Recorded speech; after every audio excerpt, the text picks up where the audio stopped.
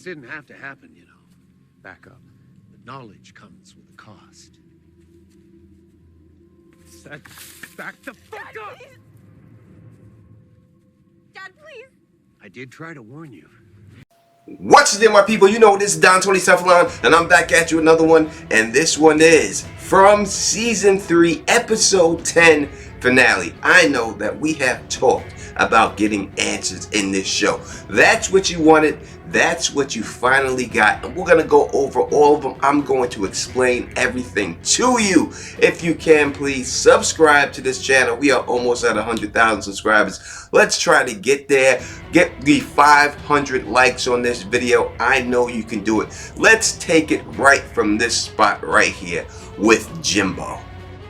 Earlier in the episode, Ethan has a conversation with Julie while they're in the diner. At this time, this is when Julie explains to Ethan everything that happened to her when she went inside of the ruins. At this time, Ethan says that she is a story walker, which means that she can go back to different pages of the story that already happened. He also explains to her that even though she goes back, she can't change things because she's thinking that she can go back and change things and make everything right.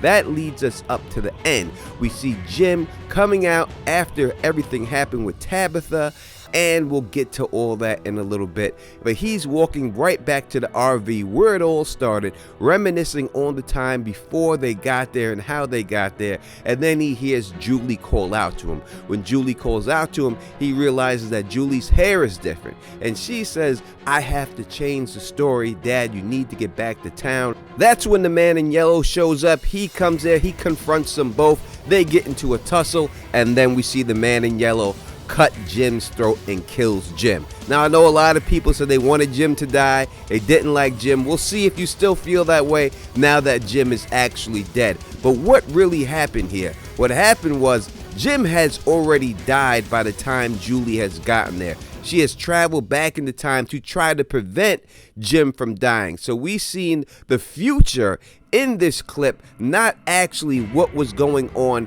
from the rest of the show.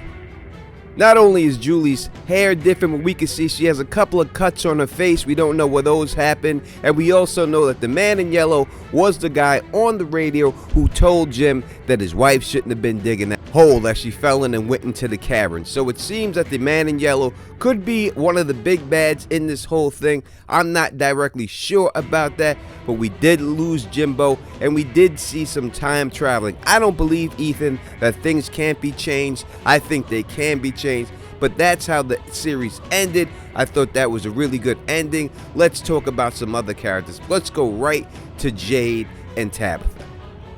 So that whole storyline revolved around what was the code in the bottles, and it turns out that the code in the bottles was nothing more than a musical score, and Jade knew exactly how to play this musical score.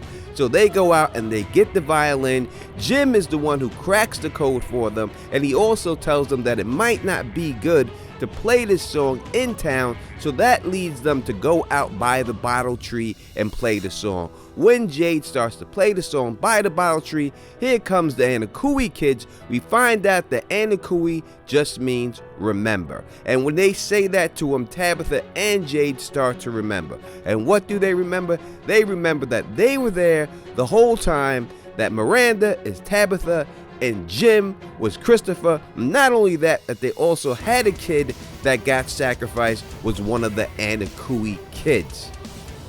So now there's no doubt of exactly what's going on. Miranda and Christopher are Tabitha and Jade, and they keep coming back trying to fulfill the promise that they made to these kids when they were singing them a lullaby, that they would save them, and they keep failing, so they keep getting resurrected into new forms of themselves to stop this. Now, that has to mean that Miranda and Christopher were not the first, that this goes all the way back to when those kids were sacrificed, and I don't think those two were the first, and this is how it all began with this whole town, of this sacrifice of these children. And we learn a little bit later exactly why these people did the sacrifice. But that brings us to Boyd and his storyline.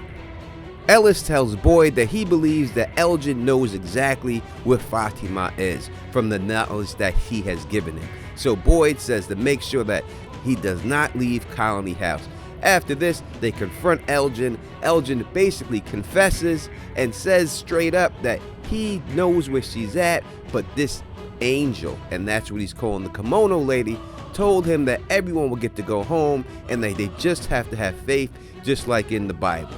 But no one's buying it, so Boyd, he decides to go medieval and goes and gets some tools, a hammer, a saw, a screwdriver, and he wants to torture Elgin until Elgin tells him exactly where Fatima is. Now they try to talk Boyd out of this, and this is 100% out of character from Boyd. We also get Father Khatri trying to talk him out of this, because once you do something like this and the town finds out, are they really going to respect you the way they did respect you if they know that you're willing to sacrifice or torture somebody who's not in your family to get the information you need to save your family, but you're not doing the same thing to your family? Because Fatima was the one who actually killed somebody, but he wasn't willing to go that far for her. He understood that the town made her do it, but he's not willing to take the same stance for Elgin.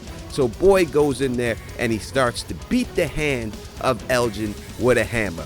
That's when Acosta comes in. We find out her first name is Danny. She rushes upstairs. They all go outside. When they're outside, Boyd's trying to explain to her why he's doing it, and then she says that she's going to tell the town exactly what is going on. Sarah, who Boyd went and got before he came to Colony House, sneaks into the room. She has a conversation with Elgin and tells him that she feels bad for him, but she knows that in order for Boyd to get the information, he's not going to go as far as he needs to go, but she's willing to do it. And then we hear some ghostly screams come out of the room. They rush back in the room. Sarah's covered in blood. She's holding the screwdriver, and she has pulled Elgin's eyeball out of his head.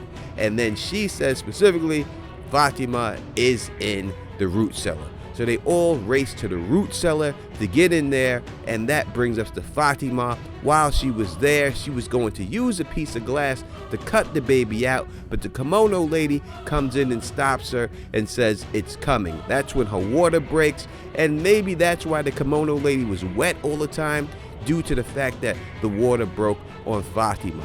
Fatima does give birth to a creature, and then the kimono lady takes this creature and goes downstairs inside of the cellar. They all get there. Fatima says she knows exactly why they did what they did, and that they were promised to live forever if they sacrificed their children.